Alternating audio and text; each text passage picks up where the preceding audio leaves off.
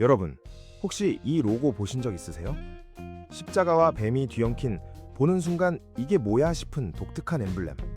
네, 바로 알파 로메오입니다. 페라리 창업자 엔초 페라리가 젊은 시절 레이서로 몸담았던 브랜드. F1, 포뮬러1 최초의 챔피언을 차지한 브랜드. 르망 24시 5회, 밀레밀리아 11회 우승이라는 믿기 어려운 레이싱 역사를 가진 브랜드. 그런데 여러분, 이 차 한국에서는 살 수가 없습니다. 딜러십도 없고 전시장도 없고 공식 수입도 없습니다. 아우디, BMW, 벤츠는 사방에 넘쳐나는 나라에서 알파로메오만 딱 빠져 있습니다. 도대체 왜일까요? 먼저 이 브랜드가 얼마나 대단한지부터 알아야 해요. 그래야 왜 이런 브랜드가 한국에 없지라는 의문이 더 크게 다가오거든요. 알파로메오는 1910년 이탈리아 밀라노에서 탄생했습니다. 브랜드명도 재미있어요.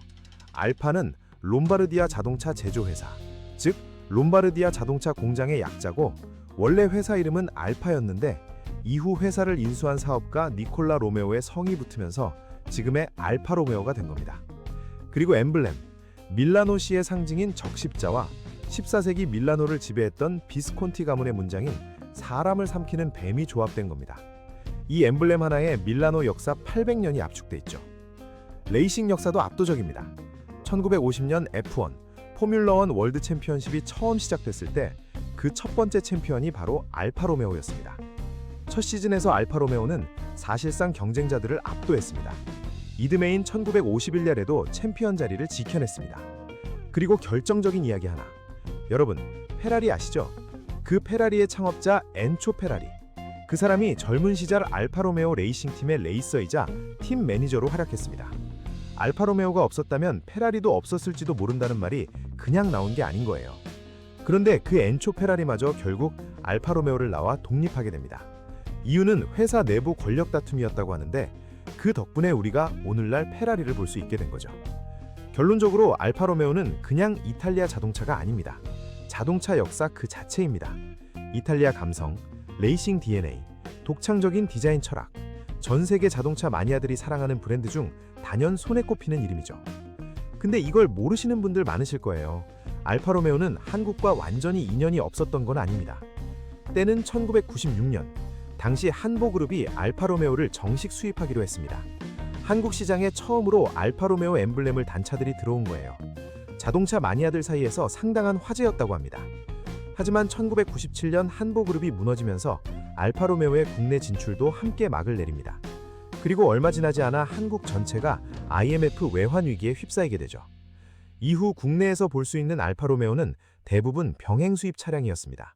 공식 딜러도 공식 AS도 공식 부품 공급도 없는 상황에서 이 차를 사고 싶으면 스스로 모든 걸 해결해야 했던 거예요. 그리고 2016년 무렵 다시 한번 희망의 불꽃이 켜집니다. 당시 FCA 코리아 담당자가 공식적으로 알파 로메오 국내 도입을 검토 중이며 브랜드 런칭을 본격 추진할 계획이라고 밝혔거든요. 심지어 담당 이사가 저는 알파 로메오 때문에 FCA 코리아에 입사했다라고 할 정도로 의지가 있었습니다. 출시 유령 모델로 줄리아, 스텔비오, 줄리에타가 거론됐고 자동차 커뮤니티에선 엄청난 기대감이 형성됐습니다. 그런데 그 이후로 아무 일도 일어나지 않았습니다. 왜 그랬을까요? 사실 이 시점 이후로 FCA 그룹 자체에 큰 변화가 생깁니다. 2021년 FCA와 프랑스의 PSA 그룹이 합병해 스텔란티스라는 새로운 거대 자동차 그룹이 탄생합니다. 이 그룹 안에 지금 푸조, 시트로엥, 오펠, 피아트, 지프, 크라이슬러, 마세라티까지 무려 14개 브랜드가 들어있습니다. 문제는 이 14개 브랜드가 한 지붕 아래 들어오면서 각 브랜드들이 서로 경쟁하는 상황이 됐다는 겁니다. 스텔란티스 입장에서 한국에 어떤 브랜드를 넣을지 우선순위를 정해야 하는데 알파 로메오의 순서는 계속 뒤로 밀렸습니다. 왜냐고요? 스텔란티스 그룹 내에서 한국에 공식 진출하고 있는 프리미엄 이탈리아 브랜드가 이미 있거든요. 바로 마세라티입니다. 마세라티가 BMW, 벤츠와 경쟁하는데 그 마세라티조차 한국에서 경쟁이 쉽지 않은 상황입니다. 그 아랫등급의 알파 로메오를 굳이 또 들여오는 게 과연 전략적으로 맞느냐는 판단이 내부에서 나온 겁니다.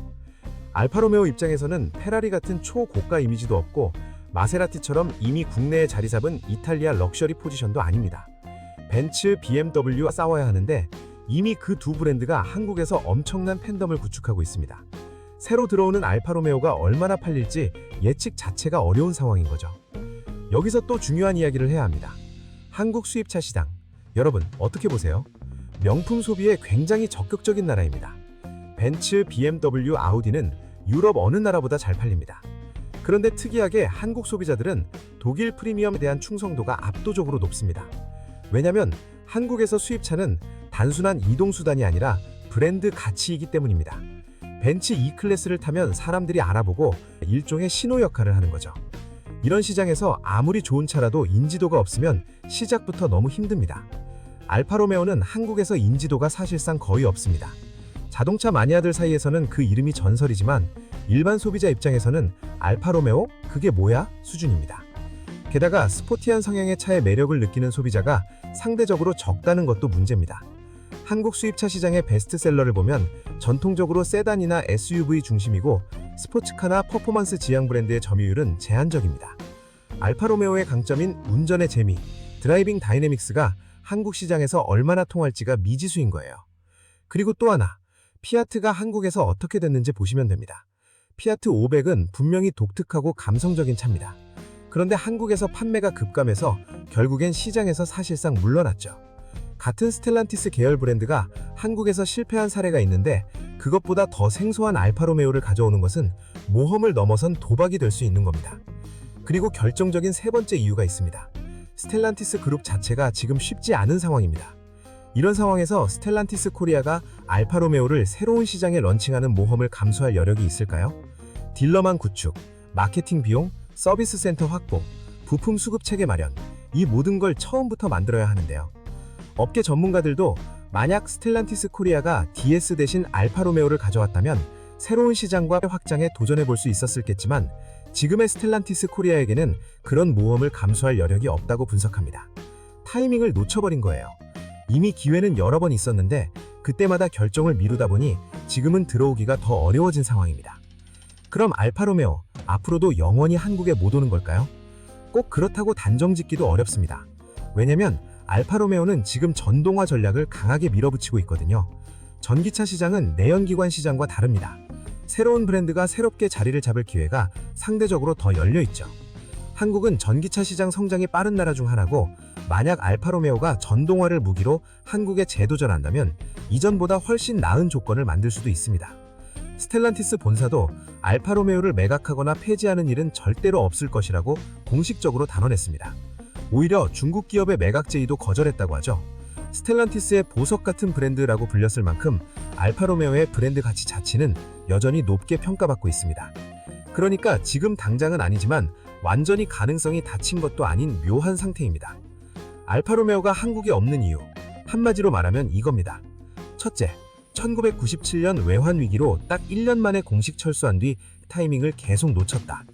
둘째, 모 회사 스텔란티스가 한국에 마세라티를 이미 넣어뒀고 그 마세라티조차 독일 3대 앞에서 고전 중이다.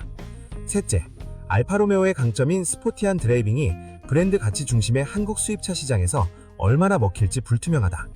넷째, 스텔란티스 그룹 자체가 글로벌 실적 부진으로 새로운 시장 개척에 과감하게 투자할 여력이 부족하다. 이렇게 복잡한 사정들이 겹쳐서 들어온다 말만 수십 년이 지났습니다. 그런데 개인적으로 아쉽습니다. 저는 개인적으로 이 브랜드가 한국에 들어오면 분명히 소비자들한테 굉장히 매력적인 대안이 될 수 있다고 생각하거든요. 그 독창적인 디자인, 레이싱에서 비롯된 드라이빙 감성, F1 창설 멤버라는 역사까지 이걸 아는 사람들은 다 좋아하는 브랜드입니다. 어쩌면 전동화라는 변곡점이 알파로메오와 한국의 두 번째 인연을 만들어낼 수도 있지 않을까요? 여러분은 어떻게 생각하세요? 알파로메오가 한국에 공식 출시된다면 사고 싶으신가요? 댓글로 알려주세요. 시청해주셔서 감사합니다.